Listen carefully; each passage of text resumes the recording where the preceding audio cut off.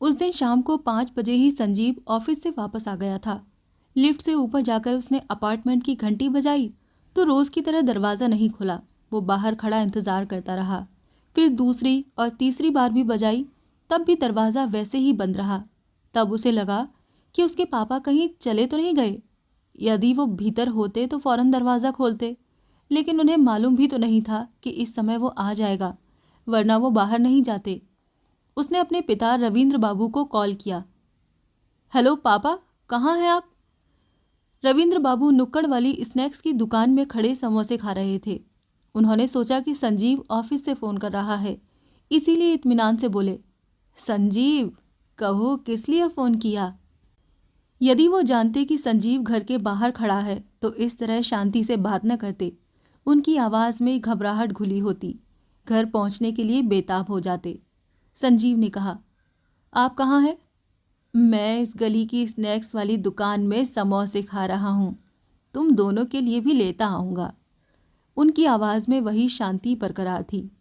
संजीव ने कहा, अच्छा लेते आइएगा, पर अभी आइए, मैं घर के बाहर खड़ा हूँ। ये सुनते ही वो बेचैन हो गए। बोले, ओ, आ गए क्या? अच्छा, मैं आ रहा हूँ तुरंत। उनकी आवाज़ में एक खुशी घुल गई थी। संजीव ऑफिस से आ गया है, ये सुनकर उन्हें बड़ा अच्छा लगा था। बच्चों का घर लौटना उन्हें अपरिमित खुशी दे जाता था, क्योंकि उनके आसपास पसरा हुआ सन्नाटा दूर हो जाता था। जल्दी जल्दी मुंह बनाकर चलाकर वो मुंह में भरे समोसे को निगलने लगे। समोसे खाते हुए दुकानदार से बोले, अच्छा 4 समोसे और पैक कर दो। ये कहकर वो एक हाथ से प्लेट पेपर थामे हुए दूसरे हाथ से अपनी जेब में बटुआ टटोलने लगे। पर बटुआ तो लेकर चले ही नहीं थे, तो मिलता कैसे? टटोलते टटोलते ये महसूस हुआ, तब तक हाथों में कुछ खुदरे नोट आ गए थे।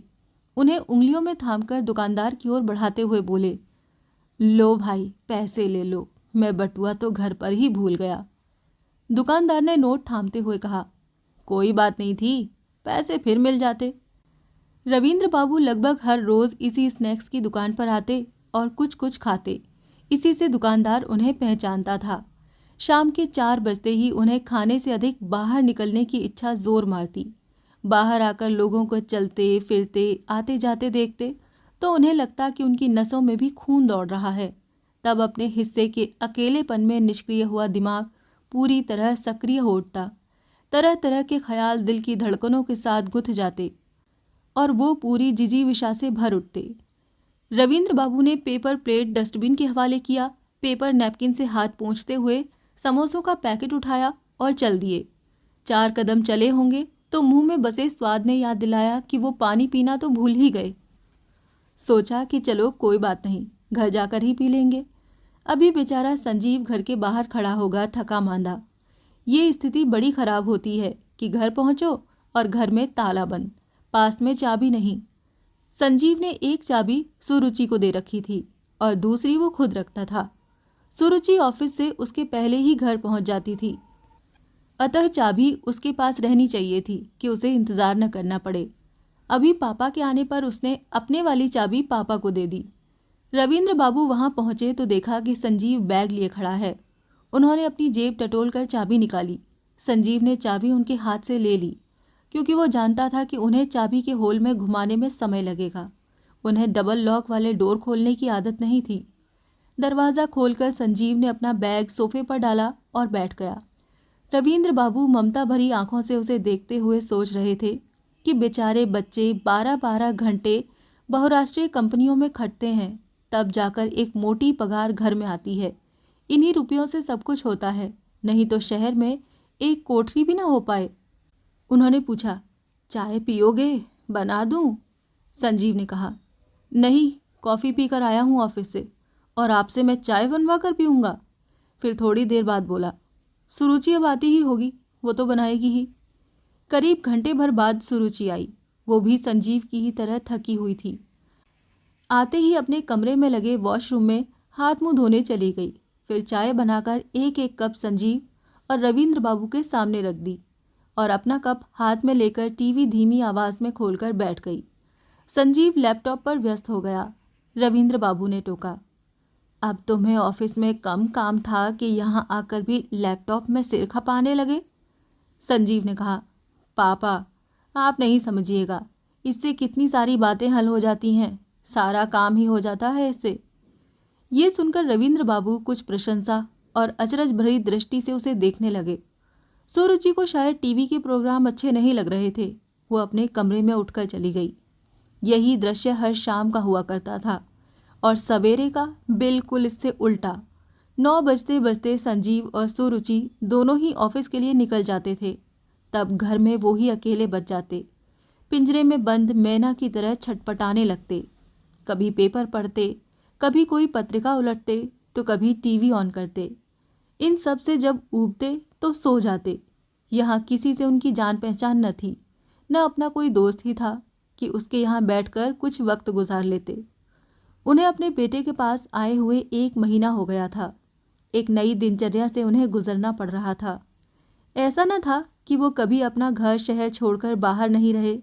जब तक नौकरी में रहे, कई जगहों पर गए, कितने तरह के लोगों और उनकी संस्कृतियों से मिलना जुलना हुआ।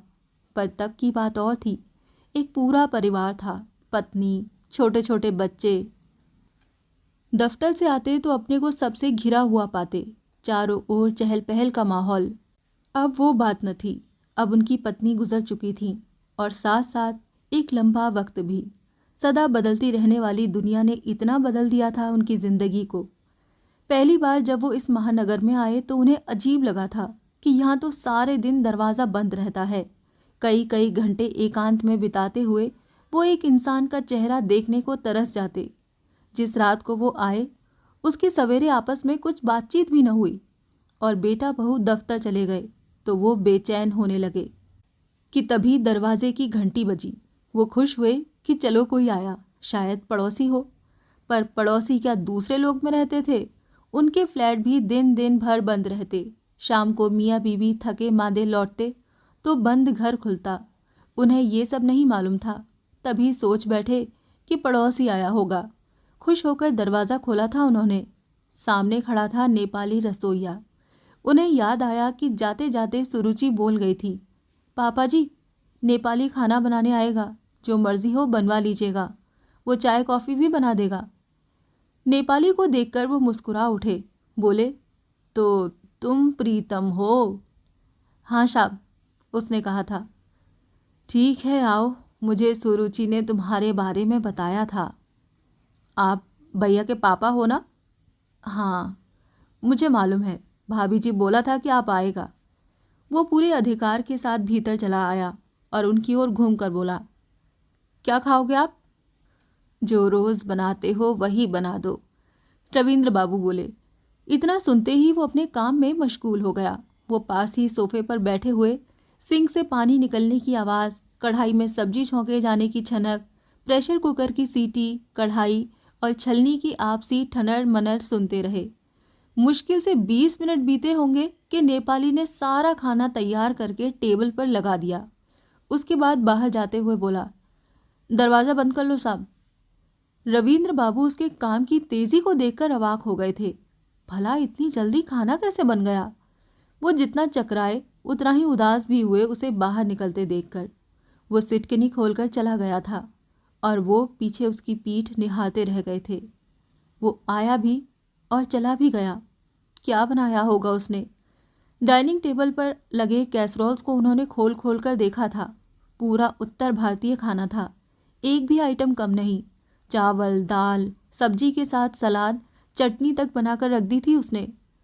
रसोइयों को आया देखकर उनके मन में एक छिपी आशा जगी थी कि उन दोनों के बीच थोड़ी बातचीत होगी। कुछ वो पूछेगा, कुछ ये पूछेंगे, पर ऐसा कुछ भी नहीं हुआ। धत। धीरे धीरे उस महानगर में रहते हुए रविंद्र बाबू ने सीख लिया था कि कैसे समय बिताया जाए। वो अपने मित्रों को कॉल करते और देर तक मोबाइल पर बातें करते रहते। जब तक बातें होती रहती उन्हें लगता वो एक चलती फिरती जीती जागती दुनिया से जुड़े हुए हैं, वरना इस शहर के अनजाने चेहरों के समुद्र में एक भी पहचाना चेहरा उन्हें नजर नहीं आता था। तब उनकी मनोस्थिति एक भटके हुए जहाज की हो जाती। कहाँ जाएं, क्या करें, सब कुछ अपरिचित, अटूट एकाकीपन। अकेले रेल या बस में सफ़र करना उन्हें कभी बुरा नहीं लगा था, बल्कि कभी कभी तो उन्होंने इसे एंजॉय भी किया था। एकदम भीड़ भाड़ से मुक्त। परंतु अपना विधुर जीवन जीते हुए उन्हें लगता था कि जिंदगी का एकाकी सफर रेल या बस का सफर नहीं है जो इसका लुत्फ उठा लिया जाए। इसे जो जीता है वही समझता है। जीवन संगिनी को गुजरे एक अरसा हो गया था। पत्नी की ज़रूरत जितनी पहले थी उससे कम आज नहीं थी, बल्कि उन्हें लगता था कि अभी उसका होना अधिक ज़रूरी था। अब उनकी ज़िंदगी क्या थी? एक सूखे पत्ते की तरह उड़कर वो यहाँ से वहाँ चले जाते थे। जिधर हवा ले गई उधर ही उड़ गए। अपना कोई वजूद ही नहीं रह गया था। वो यहाँ अपने परिचित बनाने की कोशिश करने लगे थे। शुरू शुरू में सिक्योरिटी गार्ड, दुकानदार और सब्जी वालों से ही कुछ ज़रूरत से अधिक बातें करने लगे थे ताकि वो इन्हें पहचाने। जाते जाते दोस्ताना नज़रों से उन्हें देखते। धीरे धीरे आसपास के लोग इन्हें जानने लगे थे। इन्हें अच्छा लगता था जब कोई आंखों में पहचान लिए इनकी ओर देखता और इनका हाल चाल पूछ लेता। घर में सब्जी लाने का काम इन्होंने अपने जिम्मे ले लिया था और इसी बहाने लोगों से कुछ बात भी हो जाएगी। बातचीत करके थोड़ा प्रफुल्लित महसूस करते थे। फिर भी पूरे दिन की लंबाई में पसरा हुआ समय नहीं कटता था। खाना बन जाता था, कपड़े धुल जाते थे, काम खत्म है, खाना लगा हुआ है, वो खाएं या न खाएं। निपट अकेले रहते हुए उन्हें खाने की इच्छा भी दब जाती थी। कुछ कुछ करके समय को टुकड़ों टुकड़ों में काटने की कोशिश जी जान से जारी रहती। फ्लैट के पूरब में आंजनेय का मंदिर था। कभी कभी उधर निकल जाते। उत्तर की ओर बड़ा सुंदर गणेश मंदिर था। शाम को टहलते हुए किसी दिन उधर भी निकल जाते। दर्शन करके बाहर आते तो वही प्रांगण में बेंच पर शांति के साथ बैठकर समय बिताते। इतना करने के बाद भी समय बिताना मुश्किल था, खासकर दिन का। तो उन्होंने सोचा कि ठीक है, अब वो ही बालकनी में रखे गमलों में पानी डाल दिया करेंगे, कुछ समय इसमें भी कटेगा। यही सोचकर उन्होंने सुरुचि से एक दिन कहा था, बेटा, इन गमलों को मैं ही सींच दिया करूँगा। जब तक मैं हूँ तब तक तुम बाई को मना कर दो। सुरुचि बोली, पापा जी, आप सींचेंगे तो बाई की आदत खराब हो जाएगी। गमले सींचना उसका काम है। ये सुनकर रविंद्र बाबू चुप हो गए थे। ठीक ही तो कह रही थी वो। अब 2 दिनों के लिए बाई की आदत क्यों खराब कर जाएं? उस दिन बेटे बहू के दफ्तर जाने के बाद उन्होंने अखबार उठा लिया था। अखबार की एक एक खबर पर नज़र दौड़ाने लगे। रोज़ की वो ही सारी बातें, राजनीतिक उथल पुथल, अपराध, उसमें भी बलात्कार। मन चिड़चिड़ा गया। एक भी खबर ऐसी नहीं थी कि मन खुश हो। उन्होंने अखबार एक ओर रख दिया था। पत्रिकाएं तो पहले ही पढ़ी जा चुकी थीं। अकेले बैठकर सोचने लगे कि किया क्या जाए। तभी कमरे के बाहर लगे गमलों की ओर उनका ध्यान गया। उनमें रोपे गए पौधों को देखकर वो सोचने लगे कि इन्हें देखकर तो पता ही नहीं चलता कि क्या मौसम है। सभी मौसमों में एक सा ही रहता है, क्या जाड़ा, क्या गर्मी और क्या बरसात। वो उठकर फूलों को निहारने लगे थे। तभी वो चौंके। नहीं, उनका सोचना सही नहीं था। अभी बसंत है और कुछ पौधों में स्वापंखी कोपलें फूट रही हैं। ये देखकर अपने अकेलेपन में भी वो मुस्कुराने लगे। गौर से देखने के लिए अपना चश्मा ठीक कर वो पौधों पर झुक गए। वाह, कुदरत का करिश्मा! फूलों को सब पता है। उन्हें मालूम है कि बसंत आ रहा है। इस महानगर को मालूम हो न हो, काम और जाम का फर्क पड़े या ना पड़े, ये अपनी मौन आवाज़ में कह रहे हैं कुछ। इनकी सुनता भी कौन है? वो उन पौधों से बात करने लगे। बोले, तुम बोल रहे हो, मैं सुन रहा हूँ। मुझे भी मालूम है मेरे दोस्त कि बसंत आ गया है। अचानक उन्हें लगा जैसे कितने सारे नन्हे मुन्नों से घिरे हुए हैं वो। उनके इर्द गिर्द कितने सारे छोटे छोटे बच्चे हैं। उनकी बाहें हैं, बाहें नहीं हैं, पंख हैं, हरे हरे पंख। वो सब ढूंढ रहे हैं आकाश, हवा और उजाला। वो अपने को तितली जैसा हल्का महसूस करने लगे। कितनी हल्की हो गई थी उनकी सांसें। उन्होंने चारों ओर नज़र घुमाई। हवा और आकाश को काटती हुई ऊंची ऊंची बिल्डिंगें थीं, पर इस बालकनी में थोड़ा आकाश था। उसका खुलापन था, थोड़ा जीवन था, थोड़ी ताजगी, थोड़ी संजीवनी। हाँ, अब यहीं बैठेंगे वो, हवा और आकाश से बातें करते हुए। यहीं से दुनिया भी दिखती है, लोग भी दिखते हैं। अब रोज़ उनके बैठने की प्रिय जगह वही बालकनी हो गई थी। वो रोज़ ध्यान से एक एक पौधे को देखते, पौधों में निकले हुए अंकुर को हर दिन थोड़ा बढ़ते हुए देखते। एक सरसों के बराबर उगा अंकुर छोटी छोटी पत्तियों में खुलने लगा था। देखते ही देखते कितनी धानी पत्तियां निकल आई थीं। पौधे झबरीले हो उठे थे। उस दिन वो शाम को सब्जी लेकर लौटे तो मन न होते हुए भी टीवी खोल दी। अचानक उन्हें अपने जबड़ों में दर्द महसूस हुआ। फिर ये टीसता चला गया और इतना बढ़ा कि दवा की ज़रूरत महसूस होने लगी। फ़ोन करके संजीव को कहना चाहा कि लौटते हुए वो दवा लेता आए, पर उसे आने में अभी देर थी। दांत का दर्द इस तरह बर्दाश्त से बाहर हो चला कि संजीव के आने तक वो इंतज़ार नहीं कर सकते थे। इस स्थिति में भी उन्हें ही दवा के लिए निकलना पड़ेगा। किसको कहते? घर में था ही कौन? अतः वो दवा लाने चल दिए। दवा की दुकान नज़दीक ही थी। शाम की स्याही घिरने लगी थी। सड़क पर वाहनों की आवाजाही बनी हुई थी। किनारे चलने वाले पदयात्रियों की भी कमी नहीं थी। इसी भीड़ में रविंद्र बाबू खींचे हुए चल रहे थे। कभी कभी उनका हाथ अपने दुखते हुए जबड़े पर चला जाता। दर्द और भीड़ ने उन्हें इस तरह जकड़ लिया था कि उन्हें लगने लगा कि न जाने किस दुनिया में वो आ गए हैं। गाड़ियों की हेडलाइट से आंखें चौंधिया जा रही थीं। वो सड़क पार करने के लिए एक और खड़े थे, तभी एक स्कूटर उन्हें मारती हुई निकल गई। इसके बाद की बात उन्हें नहीं मालूम। आंखें खुली तो वो अस्पताल के बेड पर थे। बगल में खड़ी नर्स इंजेक्शन देने की तैयारी कर रही थी और संजीव पास में था। उन्हें होश में आया देखकर उसने पूछा, कैसे हैं पापा? पैरों में बहुत दर्द है बेटा, और दांत में भी। क्या हुआ है मुझे? उन्होंने कराहते हुए कहा। संजीव बोला, आपको स्कूटर से धक्का लग गया था। हाँ, अभी याद आ रहा है। मैं दवा लाने निकला था क्योंकि दांत में बहुत दर्द हो रहा था। एक स्कूटर मुझे मारते हुए निकल गई थी। फिर पता नहीं क्या हुआ, मैं गिर गया था। आप स्कूटर के धक्के से गिरकर बेहोश हो गए थे। ये तो अच्छा हुआ कि वहाँ कुछ लोगों ने आपको पहचान लिया और आकर सिक्योरिटी गार्ड से कहा, उसी ने मुझे खबर दी। रविंद्र बाबू सुनकर चुप रहे। उन्हें अब दुर्घटना याद आने लगी। संजीव ने कहा, पापा, आपने दवा के लिए मुझे फ़ोन कर दिया होता, आप खुद क्यों गए? रविंद्र बाबू ने कराहते हुए कहा, दर्द इतना था कि तुम्हारे आने तक इंतज़ार नहीं कर सकता था। खुशकिस्मती से आप बच गए पापा, आपको कुछ हो जाता तो? अभी रविंद्र बाबू भी यही सोच रहे थे कि वो भाग्य से बच गए। उनके पैरों की हड्डियां भी सही सलामत थीं। वो डर गए ये सोचकर कि अपाहिज भी हो सकते थे, तब उन्हें कौन देखता। अस्पताल से आने के बाद उन्होंने संजीव के यहाँ कुछ दिन और बिताए। अब वो सवेरे सैर के लिए उस समय जाते जब सड़क पर वाहन नहीं रहते थे।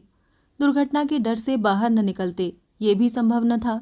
इसीलिए वाहनों से बचते हुए वो फ्लैट से निकलकर स्नैक्स वाली दुकान से होते हुए अगले दोराहे तक जाते, फिर उस मुख्य सड़क को पकड़ते जिस पर बहुत कम गाड़ियां चलती थीं। साथ ही वो चौड़ी भी थी। वो सड़क की दोनों ओर लगे पेड़ों को पहचानते हुए जाते। ये शिरीष है, ये गुलमोहर, ये अमलतास, ये लेगनटेशिया और ये न जाने क्या। इस तरह वो एक अजीब आनंद से भर जाते। वो सोचने लगते कि यदि ये पेड़ न होते तो न जाने दुनिया कैसी लगती, धरती कैसी दिखती। शायद केश रहित स्त्री की तरह कुरूप। एक दिन कुछ झिझकते हुए संजीव से बोले, बेटा, अब मैं वापस जाना चाहता हूँ। काफ़ी दिन हो गए यहाँ पर रहते हुए। संजीव ने कहा, क्यों? कुछ समय और रहिए ना हमारे साथ। कोई तकलीफ़ है क्या आपको यहाँ? तकलीफ़ तो कुछ भी नहीं, तुम लोग इतना ध्यान रखते हो मेरा। फिर भी बहुत दिन हो गए बाहर निकले हुए। अब जाऊँगा। ठीक है, अगले सप्ताह के लिए टिकट करा दो। हवाई अड्डे पर रविंद्र बाबू अपनी ट्रॉली लुढ़काते हुए निकल रहे थे तो एक परिचित चेहरा सामने की भीड़ में खड़ा उनका इंतजार कर रहा था। ड्राइवर असलम ने मुस्कुराते हुए आगे बढ़कर इनके हाथ से ट्रॉली ले ली। कार पर बैठते ही उन्होंने अपने सर को पिछली सीट से टिका लिया था। कार पूरी रफ्तार से अपनी मंजिल की ओर बढ़ी जा रही थी। उन्होंने अपनी आंखें बंद कर लीं।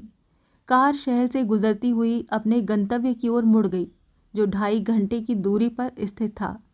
सड़क के दाएं बाएं धूल में नहाए पेड़ पौधे खड़े थे। महुए की महक समेटे हुए खुली हवा आई और प्राणों में उतर गई। घर के कमरे में दाखिल होते ही सन्नाटे ने उनके लिए बाहें फैला दी। उन्होंने सन्नाटे को आलिंगन में भर लिया। आगोश से छूटकर सन्नाटे ने कहा, मैंने तुम्हें बहुत मिस किया रविंद्र। रविंद्र बाबू ने कहा। मैंने भी तुम्हें बहुत मिस किया।